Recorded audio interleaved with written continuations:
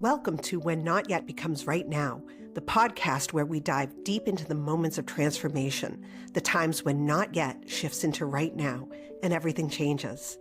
I'm your host, Jen, and this podcast is all about those pivotal moments in our life journeys. You know the ones, when the hesitation fades, when we take that first step, even if it feels like a leap. It's in these moments that growth and healing begins. Each episode will explore stories of resilience, moments of clarity, and the sparks that ignite real change. From personal experiences to expert insights, we'll uncover how people navigate the complex journey we call life and come out stronger on the other side. Whether you're searching for that spark in your own life or just curious about how change unfolds for others, you're in the right place. We'll discuss the ups and downs, the breakthroughs and setbacks, and how to embrace the right now, even when it feels out of reach. Because sometimes the hardest part of the journey is realizing that the moment you've been waiting for has already arrived. So take a deep breath, settle in, and let's get started. Hello and welcome to When Not Yet Becomes Right Now. Today's guest is Jen Robb, a nurse practitioner with over 20 years of experience in functional and integrative medicine. She's also the author of Warrior Mom Rising, a mom's battle plan to advocate, overcome, and thrive. Drawing from her own journey as a mom navigating her daughter's mental health struggles, Jen now empowers other mothers to find strength, faith, and resilience. Through her coaching and support, she helps moms transform their challenges into healing and purpose, guiding them to rise as true warrior moms. Welcome, Jen. Oh, thanks, Jen. I'm glad to be here. Yes, I'm so glad that we're going to have this great conversation. So let's get into it. What is your origin story? So my journey started with my daughter when she was about 12 or 13. So her name is Chloe. She's 17 now. But it started when she really started to struggle with her own mental health, right? Her anxiety, depression, ultimate leading to self-harm. And so through that journey of struggling and her struggling, we not only did she transform, but I transformed too. And I also feel like just mental health in general needs to be talked about a little bit more, because it is on the rise, especially among teens. And I think that it needs to be open conversations and not kind of marked with stigma, because there's nothing wrong with it, right? Like it needs to be in a non-judgment form. Yes, absolutely. I completely agree with that, especially for adolescents, for Yeah. childhood and adolescence. Mhm. What were the signs that you saw?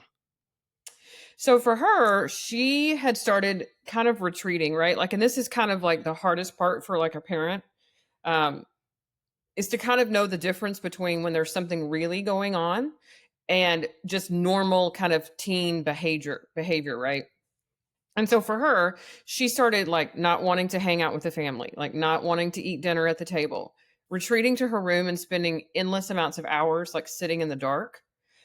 She lost interest in like the things that she had loved, which was animals and cheer and all of these things she just did not want any part of anymore. But as a mom, you kind of struggle with giving them a little bit of their freedom because they're kind of in that weird teen age where they want some space, but then it's like sometimes too much space is too much because it's telling you that there's a real problem going on. Yeah, very understandable. I myself had, my oldest son had mental health issues throughout his childhood and adolescence, and, is actually coming out of that now as an adult. And I remember feeling so sad for my son and wondering if I gave this to him. Right. And I think a lot of parents, we all struggle with that, right? Like, especially for moms, we have this tremendous ability to care for everyone else, but we get sometimes trapped in the spiral of guilt and shame, right? Because we wonder, did we miss something? Did I give it to them? Is there something that I could have done differently? And the answer to that is no, right? I mean, we need to understand that our kids have struggles, and sometimes it's because of something that happened to them, or it's just something happened in the wiring of their brains. But that's not our fault, right? And as moms, we need to hold on to that and know that we're not able to carry that burden for them, but we can show up every day for them. We can love them, we can support them, we can get them the help that they need, right? But we can't make them heal, just like we didn't cause them to have the mental health struggles. Right. Yeah, absolutely. What was that right now moment that sparked you into, okay, I really need to advocate for my daughter? Like I've been a nurse practitioner for over 20 years. And so like in the health world, like that's just second nature for me to talk to doctors and therapists and all those things. But we went through endless counselors and we went through therapists and then advocating for her in the school, right? Like making sure that she had the things that she needed when she was at school. We ultimately ended up pulling her out of school. And she's homeschooled now and thriving.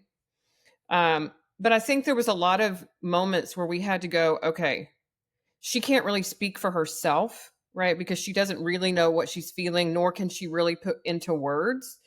And so we had to advocate in the, school counselor's office, advocate for her with different counselors and therapists, right? Finding the right one that was right for her. And then speaking up against some of the psychiatrists and stuff when they wanted to just put her on pill after pill after pill, right? And that wasn't always the solution.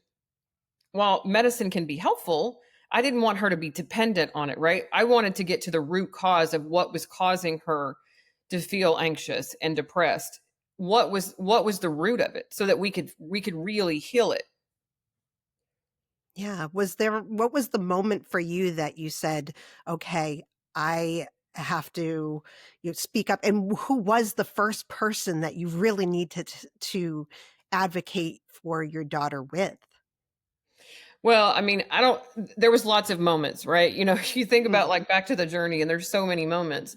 I mean, the first time I kept really pushing back for her was against the psychiatrist, and that was when he kept wanting to add her on multiple different pills for anxiety and depression. But I think the biggest pivotal moment for us in our journey was on April 4th of 23 when my two boys had found her unresponsive, right? And she was laying face down in a pillow in a pool of vomit. And ultimately, we figured out after taking her and rushing her to the ER that she had broken into a liquor cabinet Mhm. that had two locks on it, right? And she was wanting to quiet the noise and anxious and her anxiety that was going on in her head.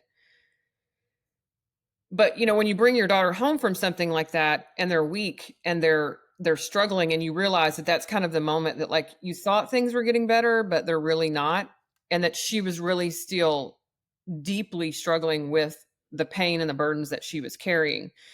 It's kind of like that moment was like that's it. Like we have to pivot here. We have to reroute the direction that we were going, and really find her a therapist that was really perfectly designed for her, right? And that happened with a therapist that was trained in adolescence, but she was also trained in trauma. Chloe, ultimately we found out later through her that Chloe's trauma was really sparked by a sexual assault from another peer. Mhm.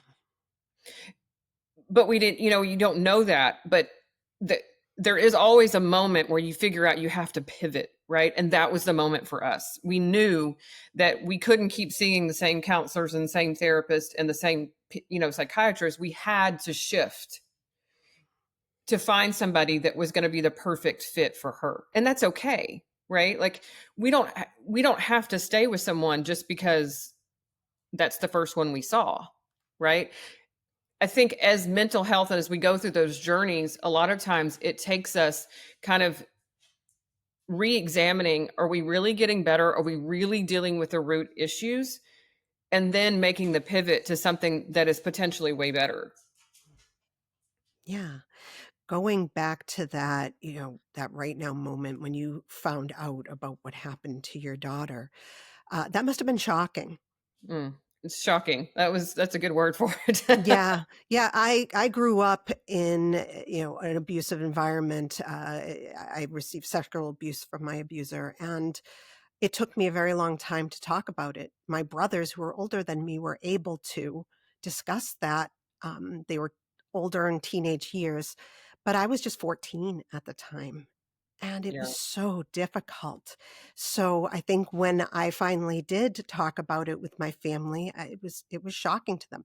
Not shocking in the sense that, I mean, they knew we had an abuser because he'd been abusing us in many different ways, but that I wasn't able to talk about it in the beginning when everybody else was talking about it. But, that's even true of like, Chloe. Like, she doesn't really want to talk about her story. Like, we know what happened, and she told us, bits and pieces of it, but she doesn't want to tell about and have to relive it. Right. Right. And that's okay. Mhm. And I think sometimes as a parent, like in that struggle, you have to be okay with not knowing all of the details. Right. You need to know just enough so that you can advocate for them and get them the help that they need. But I also think it's important because, like, I realized when after she told us that, she didn't want to tell us the details because she was protecting us too, Mhm. right? From the hurt and pain. Because, right, like as any parent, if your kid is hurting, you're going to do anything you can to make them feel better, right? And Absolutely. she needed us in that moment to hear what had happened, but not ask her a million and one questions, right? And just support her in the where she was. That's really important. And, I was actually forced to discuss details when going into court. I had to talk about those details and how re traumatizing that is. So And if your you brain's not understand it. ready for that, right? Like, Right. it is re-traumatizing. Yes. We I mean, we had the option to press charges. I remember, like, talking to the police and the DA, but at the same time, like, my daughter was in the fetal position, like, wanting to, hurt herself. And you have to make a choice as a parent, is it really worth pursuing? Or do we in this moment, do we need to focus on her healing and keeping her alive? And then if we need to revisit things later. Now, I understand that in some circumstances, abusers need to be put where they belong, right? Mhm. Like, and sometimes I guess it is necessary, but for us and for Chloe's mental sake, it was important to kind of put that on the back burner and focus on her and her healing. Every situation is unique, right? And you being able to take the temperature of your child's, trauma Mhm. is really important, and it shows how much you can advocate for your daughter in that sense. Exactly. Yeah. Advocating is huge, right? I mean, because remember, they don't even know what they're feeling. And this is all, especially when they finally tell somebody what happened, right? And it doesn't have to be something like to the extent that you went through or, that Chloe went through. Sometimes it can just be if it was bullying in a school, right? They still don't want to talk about it, right? It's sometimes it's smaller things, but they can still have a huge impact on the child. Mhm. And so sometimes stepping back and kind of assessing the whole situation becomes really important for us as parents because we don't want to cause more harm. Mhm. Yeah, We want to make them feel better. absolutely. And what kind of pushback do you feel you got from all of those powers that be around you? I think the biggest thing is that everybody kind of has an opinion on like what you should do, right? Like and how you should handle it.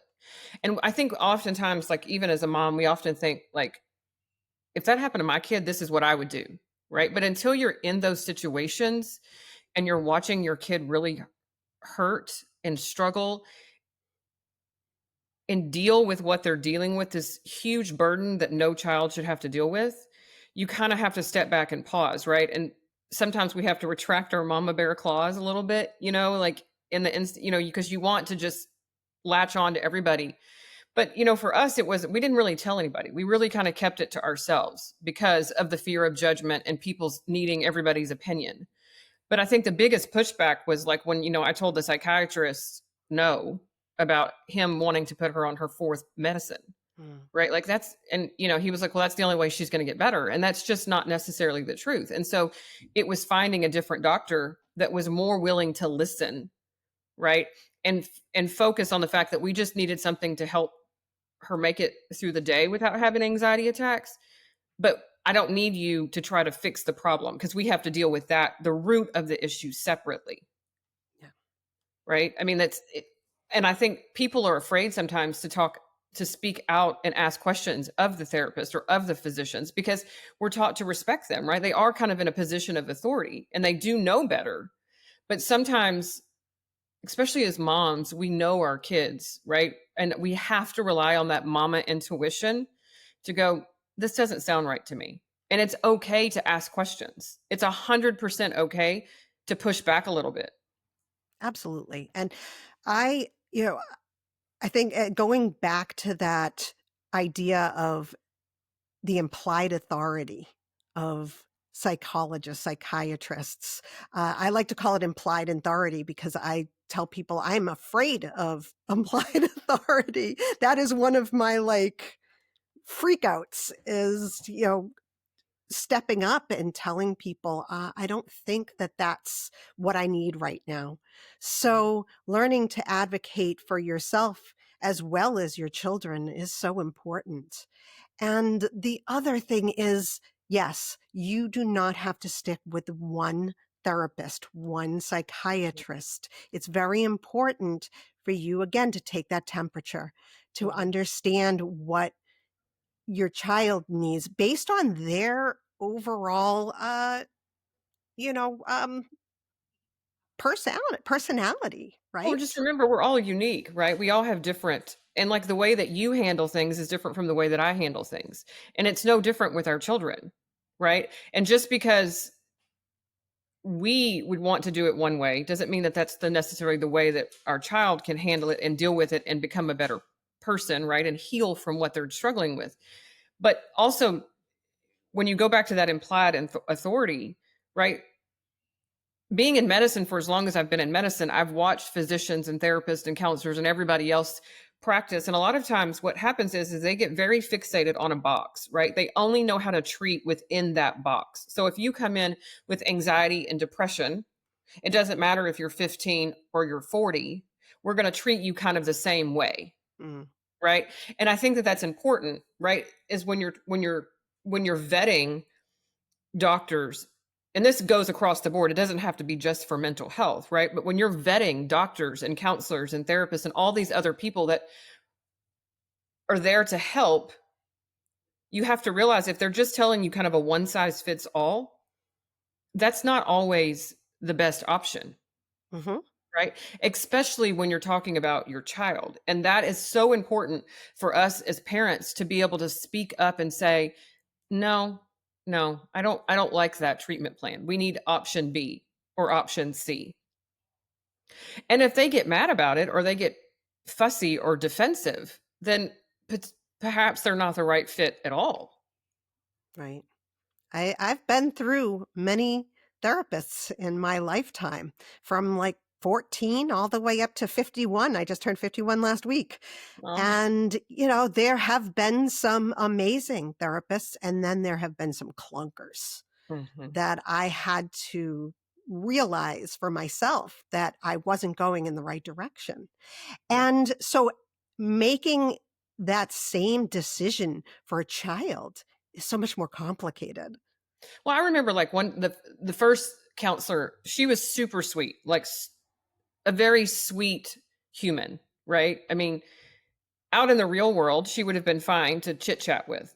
But what I realized is that she was really never asking Chloe the hard questions. And sometimes in therapy, you have to do the work, right? You have to look inward and you have to really kind of relive, refeel, resmell all of that trauma that your brain has tried to cover up and hide from, right? Because it's a coping mechanism, right? The body's designed to protect us. And so that's what it does. The brain kind of suppresses it all down in there. But with this counselor, what I figured out is that Chloe, she was just telling her what she wanted to hear.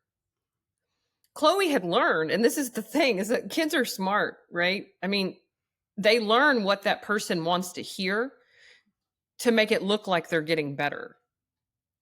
And I think sometimes it's important for us as moms to go, I'm going to call BS on this, right? Because Mm, sometimes it just is. And if the counselor's not asking the hard questions and you're not seeing really a change in habits or behaviors or patterns in their mental health, then perhaps you need to pivot. right? And you need to find someone else that's going to force them to ask those hard questions. Now, was that Chloe's choice to move counselors? No. She was happy and content right where she was because she didn't really understand the value or lack thereof that she was getting out of those sessions, right? It really wasn't making her better.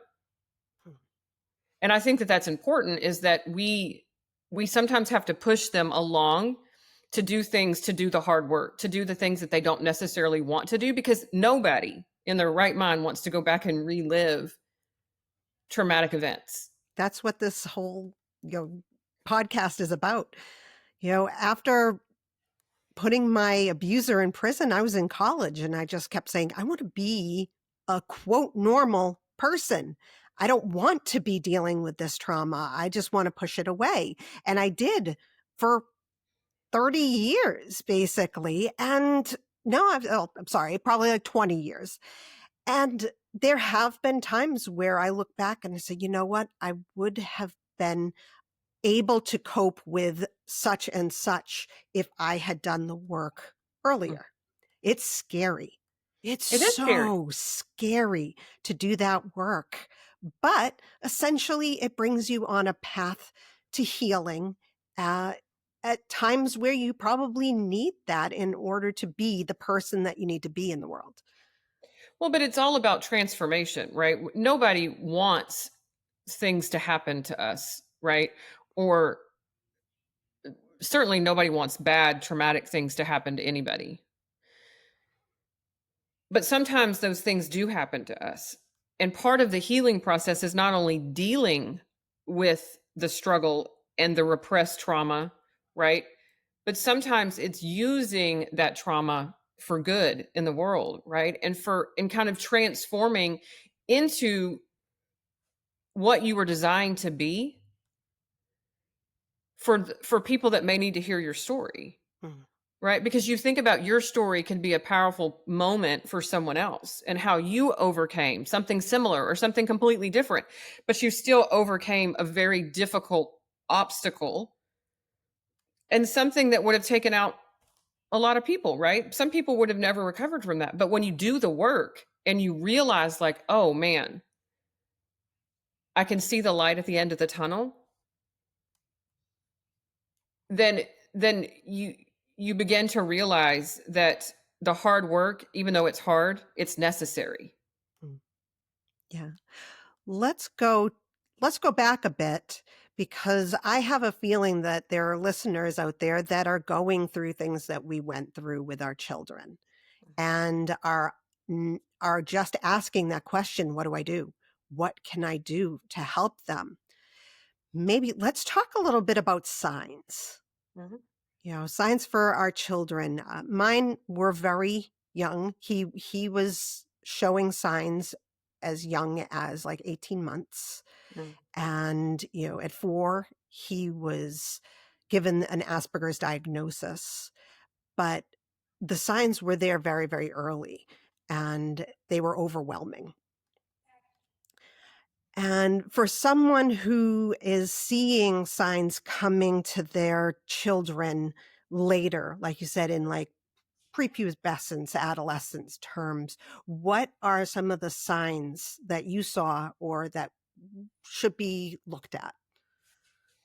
Well, I think again, it's you have to, in those later years, right? It's determining what is normal patterns for them and what's not, right? And Chloe was always the child that's, happy go lucky, kind of involved in everything that, when the family comes, you know what I mean? Like, she was always smiling and happy and thriving.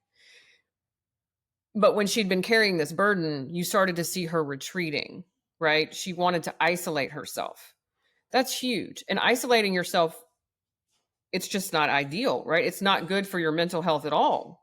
Not to say that sometimes you don't need like your own space, your own quiet time, but isolation 100% of the time is not good. It's definitely not going to heal your mental health. It's just going to send you down a bigger spiral. Mhm. So isolation, no longer interested in things that they used to be interested in. And I don't mean like one day they love football and the next day they love baseball. That's not what I mean, right? I'm talking about something that has been deep in their core for their lives, right? For Chloe, that was cheerleading, and animals, right? We've always kind of like had acres in like a small farm, and she always loves taking care of the animals. And when they lose interest in that and they're not wanting to do it at all, you kind of have to go, grade slipping, right? If they're used to being an A, B student and all of a sudden they're making D's, they're sleeping all the time, right? Like, I get it. Teens like to sleep. Okay.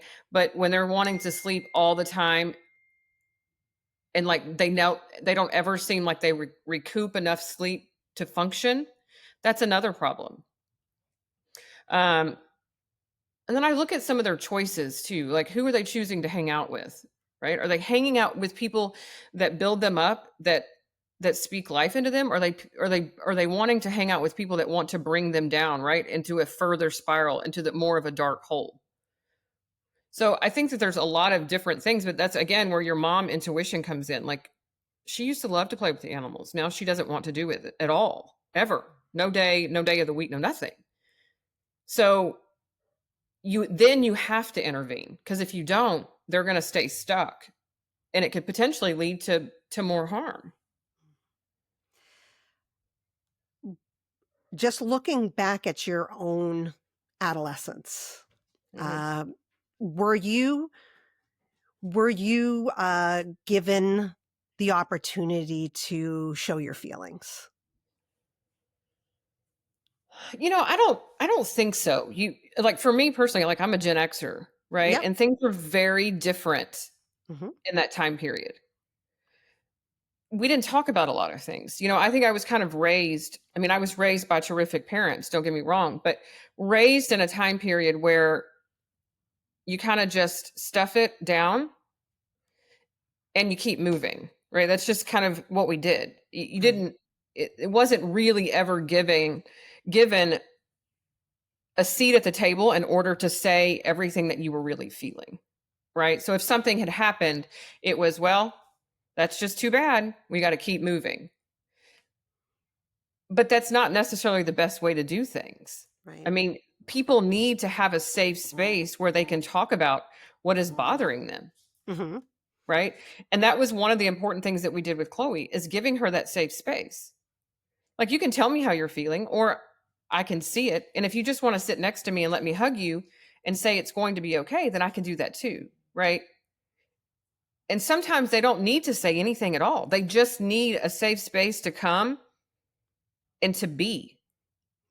I think if we had been given that freedom kind of as Gen Xers, it probably would have saved us a lot of grief throughout our lives. Yeah, and that's why I bring it up, because Gen X, we were drinking from the water hose. We were out until the lights went out, or went on, and we did not learn to deal with our emotions. Mm-mm. So when you bring up mother's intuition, I found it difficult Yeah. to trust my intuition. I mean, I also had the background that I had, but having not learned that it's okay to show your feelings, to talk about things that are bothering you instead of shoving them down, my intuition was, I think, a little off because of that. And I totally like get that too, but like, I feel like, I didn't grow up with the thoughts of share your feelings and let's talk about it. And I mean, even to this day, my parents still don't like want to talk about whatever. It's like, well, that's just the way it is, and we just keep moving. But I think for her, like, I wanted something more, right? And I wanted her to feel safe, and because we're in a different world than we were in when we were Gen Xers, right? Like, when we were young and we were living our best lives, drinking out of water hoses and playing outside, like, we live in a completely different world now. And I feel like that has to be an option on the table, that we can give them a safe space where they can tell us what they need to tell us, or they can just sit there in silence and just know that we're going to be there. And I think, even though you say that your intuition was still off, but you still knew, because you said that you knew when he was 18 months old that there was something that was different. Yeah. right? And I think you were probably, not that your intuition was off, but maybe that you were taught not to trust that intuition because you hadn't grown up that way. I mean, it Right. had kind of almost been beat out of you, and I use the Yep. term beat, but you know what I'm saying? Like out of you in order to make you second guess yourself. But you really knew. Because Mm. like when I hear you talk about your son, you knew. You just didn't want to trust that because maybe it's because there was a stigma, right? Maybe you had dealt with a stigma your whole life, and then your kids, you don't want them to deal with that too. So you just kind of ignore that intuition, that mama's gut feeling, because you don't want to place that on them. Hmm. Yeah, it's true. And learning to trust my intuition was a big deal for me. And I think that there are a lot of parents that are Gen Xers like us, a lot of my listeners are, that they want to break that generational, I wouldn't say trauma, but It's a cycle. yes, the cycle of not being able to talk about our feelings. And I tell many parents, you need to build your own coping skills toolbox in order to be able to help your children. Mhm. But I think that, like that's very important, is equipping our children with that skill set that we didn't have. Mhm. Right? Because more than ever, I think it's important now. But but learning also as parents of Gen X that we didn't talk about, we didn't show emotion, we just kind of kept moving. We need to offer our children different options. Like sometimes, like for Chloe, we just created a safe word, right? So when she was having a very bad day, if her anxiety was at its peak and she was in all of her feels that day, she would say the word mousse cake, because the word that she loves more than anything is Olive Garden's chocolate mousse cake. That's what Oh, she loves, right? And so that was our cue. Like, okay, she's in a really bad place today. She's having a really hard time. But A, she doesn't know what to say or how to say it. Or B, she just doesn't want to. But that's our cue for my husband and her two brothers to kind of step in. They would literally go get her a piece of chocolate mousse cake from Olive Garden, or sometimes the whole cake, Aw. and bring it home. And she could just sit and be, right? She could sit with us and eat her mousse cake and still know that she was loved and supported, but we weren't hounding her with tell me, tell me, tell me, tell me everything right now, right? Because that's not good either, right? Like you think about how you felt when you had to tell people and you didn't want to tell anybody. Yeah. Would it have been more beneficial for you to have been given a little bit of space and having the safety to sit there and kind of pause until you were ready to talk about what you wanted to talk about or needed to talk about? Yeah, absolutely. There was definitely a need to have my own safe space as well.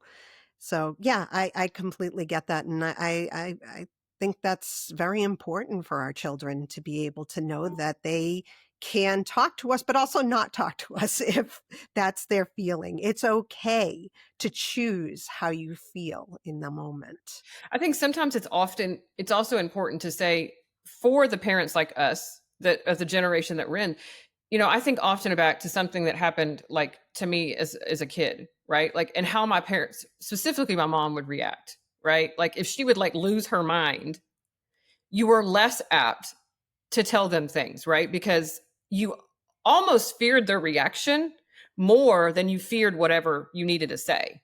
Hmm. And so like one thing that like, especially with Chloe, is that I always wanted to create that space for her that she could come tell me whenever. And my reaction wasn't going to be like over the top where she was fearful of me or my reaction.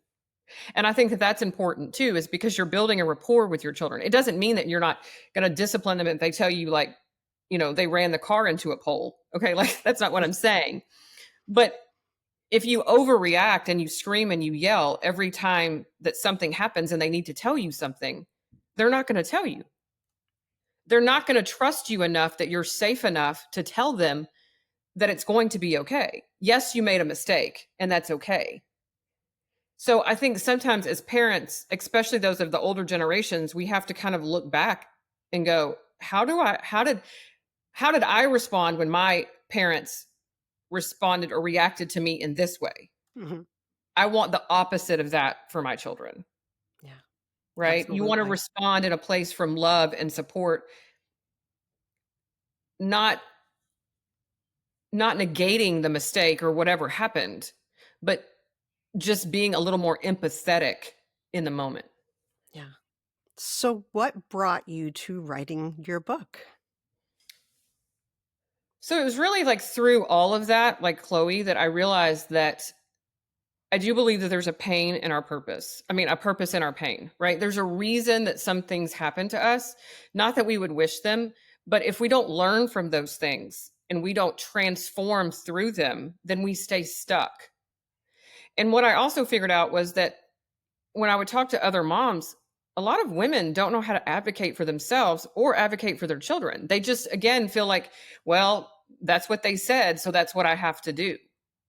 And that's not necessarily the truth. What I want is to create a space for women that they feel safe, they feel heard and seen, right? They feel supported. And I think that that's important. And so that's kind of how the book kind of came out, is because I wanted a space for women and something that women could cling to that says, okay, she gets it. She's been there, right? And helping them to learn how to advocate for themselves in the moment, because sometimes when our kids are struggling, we're struggling too, but we often are the ones that are pushed to the back burner, right? We often forget that we have to take care of ourselves to continue to take care of everybody else.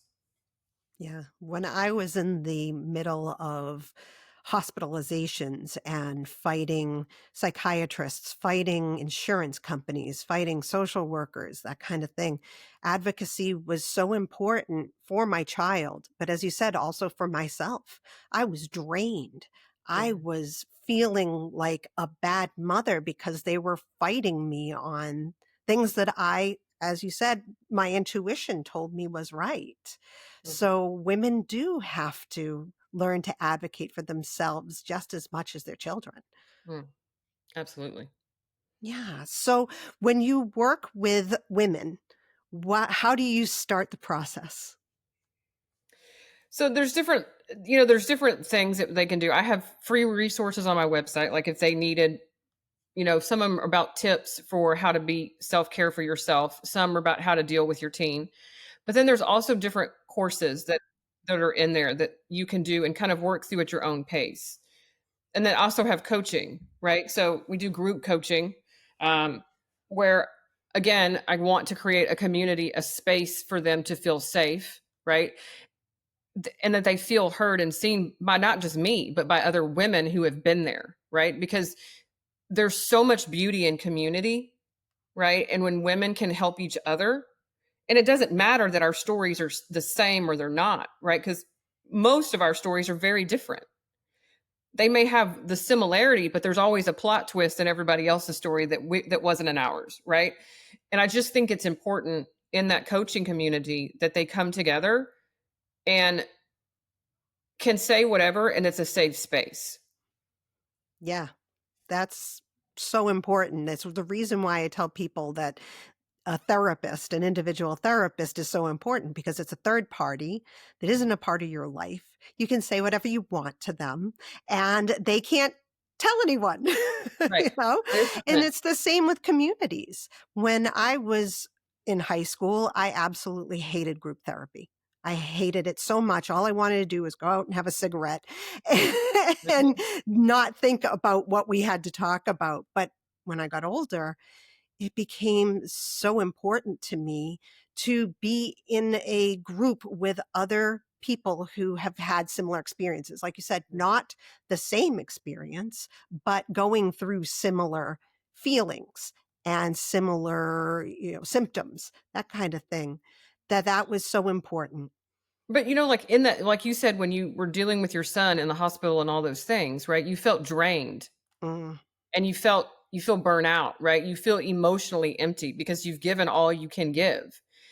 And it's not just a place where you create safety where they can feel seen and heard, but also a place where they can be built up, right? Where each you can pour into each other, right? And offer hope and joy, even in the hard moments, right? There's still something in those moments that you can be thankful for or that you find joy in, right? And if you have someone who is speaking life and really kind of pouring back into you, then it changes your attitude a little bit, right? You don't start to feel so beat down. You start to feel a little more hopeful and joyful. And that if something does happen along the way and there is a big plot twist, right? Somebody is going to be there like, okay, together we can figure this out. This is how we should navigate. You know what I mean? Because a lot of women don't have supportive husbands or they don't have a support system at all.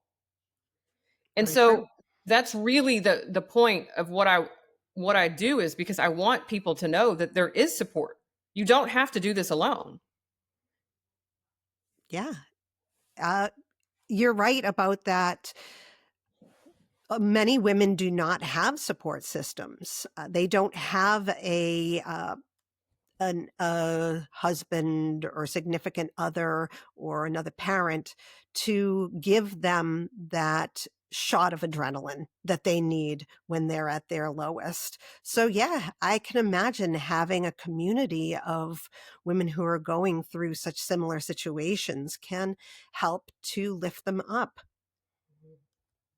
Absolutely. Yeah. So tell us, where can we find you? So my website is warriormomcoach.net. And again, it's got free resources on there. It's got links to the coaching. You can even join. It's separate. I mean, it's on Facebook too, but there's a Facebook community for warrior moms too. And that again is just a community where we again just try to lift you up, right? And make you understand that you are seen and heard and that you're not alone. And then there's links to the coaching stuff as well. Oh, great. And my And book is on Amazon.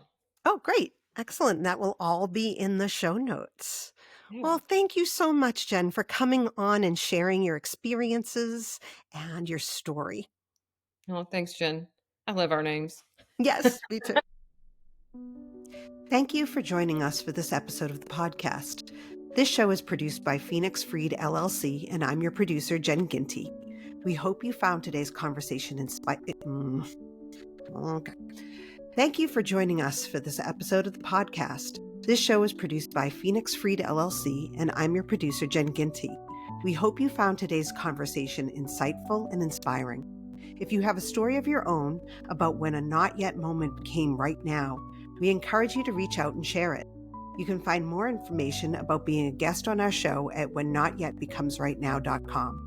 Remember, you are not alone on your journey, whether it's a journey of healing, growth, or transformation. Every story matters. Thank you for listening, and we'll catch you next time with another inspiring episode.